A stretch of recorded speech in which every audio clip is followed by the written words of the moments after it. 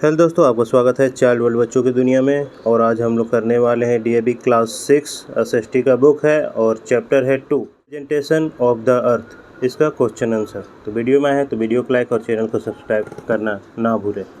चलिए दोस्तों, आते हैं वीडियो पे और करते हैं क्वेश्चन आंसर। तो देखिए, सबसे पहले आप देखिएगा कि यहाँ पे दिया हुआ है ए में, देखिएगा टिक द करेक्ट ऑप्शन। तो इसमें बोल रहा है कि which one of the following is representation of the earth draw on A flat surface. कहता है कि एक फ्लैट सरफेस में अर्थ का रिप्रेजेंटेशन कौन करता है। तो फ्लैट सरफेस में तो आपका मैप करता है, तो मैप सही हो जाएगा। Which one of the flowing symbol represent a bridge. Bridge इसमें से कौन सा रिप्रेजेंट कर, देखिए ये जो फिगर है ब्रिज को रिप्रेजेंट करता है, तो यहाँ पे टिक कीजिएगा। अब देखिए यहाँ पे a compass is mainly use to, compass का यूज होता है सो द डायरेक्शन, डायरेक्शन को पता करने के लिए। Large scale map are use for, large scale का यूज होता है स्मॉल एरिया में, ये सही हो जाएगा। और अगर स्मॉल स्केल रहता है तो आपका लार्ज एरिया में हो जाता है, उल्टा होता है। क्वेश्चन नंबर 5 देखिएगा, which type of map represent the relief feature like mountain, plateau, plains and deserts. तो आप इसमें कर दीजिएगा a physical map, a physical map. देखिएगा बी में आते हैं फिल इन द ब्लैंक्स है।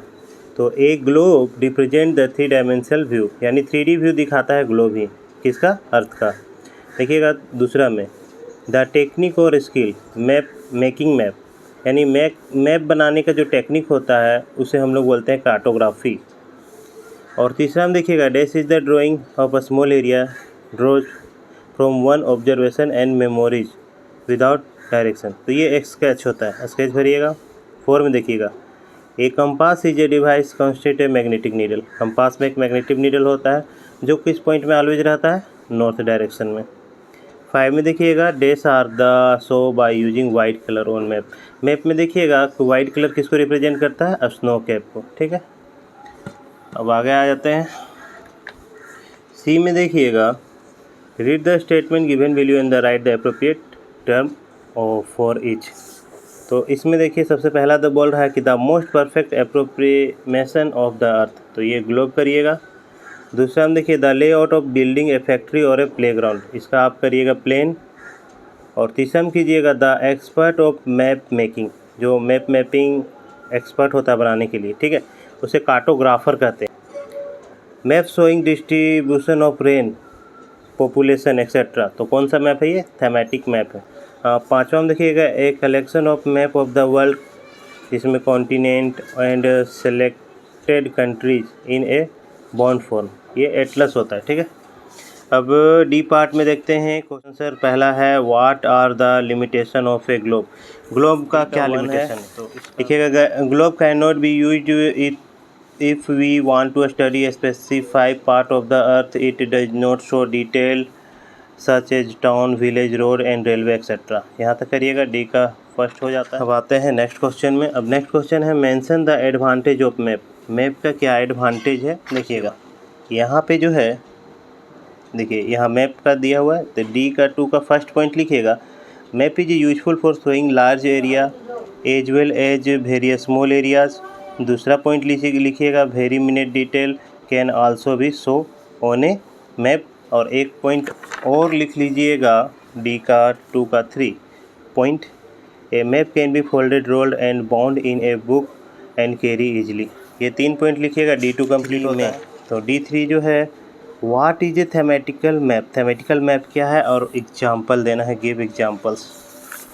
तो यहाँ पे देखिए थीमेटिकल मैप के बारे में है।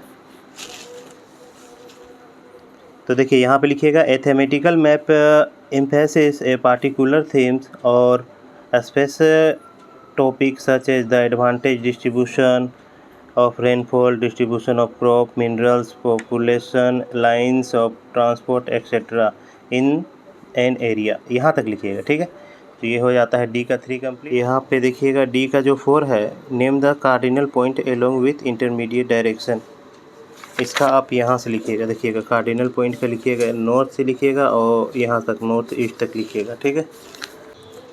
क्वेश्चन नंबर 5 देखिएगा how do conventional symbol help in reading map.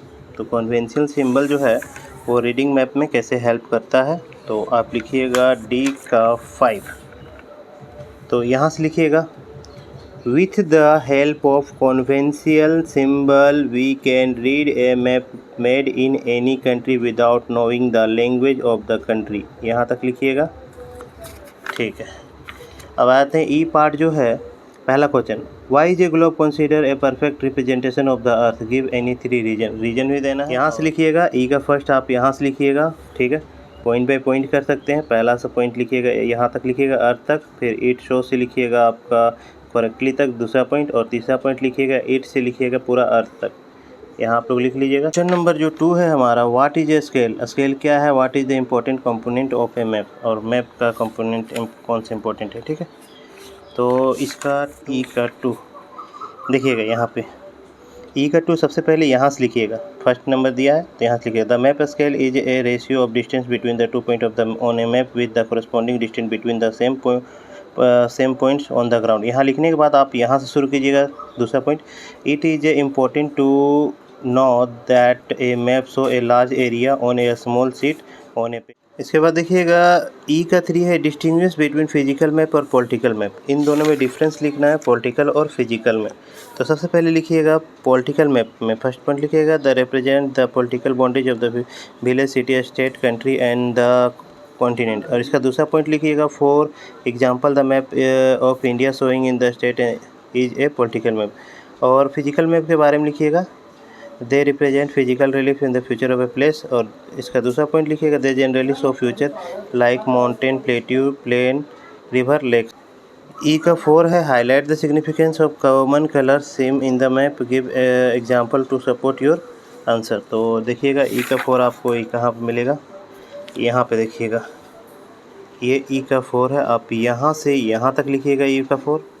अब देखिएगा लास्ट है हमारा ई का 5 है, describe the history of map making, यानी मैप मेकिंग की हिस्ट्री के बारे में बताना है, जो कि ई का 5 है। तो इसका आंसर आपको मिलेगा यहाँ पे लिखिएगा। देखिएगा द अर्लीस्ट से लिखिएगा यहाँ तक, क्लियर तक, पहला पॉइंट। दूसरा पॉइंट यहाँ से लिखिएगा आप यहाँ तक लिखिएगा, कलर तक। और तीसरा पॉइंट जो लिखिएगा द एंशिएंट से लिखिएगा आप स्केल तक लिखिएगा, ठीक है।